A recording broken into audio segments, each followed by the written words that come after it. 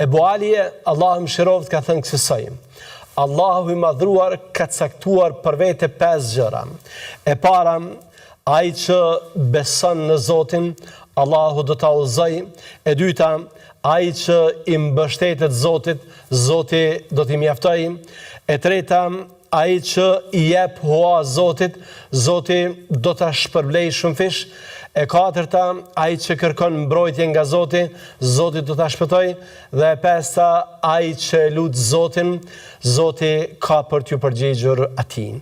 Pra, janë këto 5 gjëra të cilat neve në të vërtetë na mësojnë se si ta duam Allahun Azza wa Jall.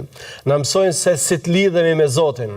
Na ofrojnë thjesht cilësitë e Allahut te bareke ve teala, të cilat neve na lidhin edhe më shumë me të. Kjo për faktin se, siç tham, jo rrallë ne si njerëz, edhe duke dashur që ta përcjellim mesazhin fetar, edhe duke pasur qëllime të mira në parim, gabojmë për faktin se përzgjedhim metodat e gabuara. Prandaj nuk janë të pakta ata njerëz që ndonjëherë pikërisht për shkak të gabimeve tona edhe i rritohen nga feja.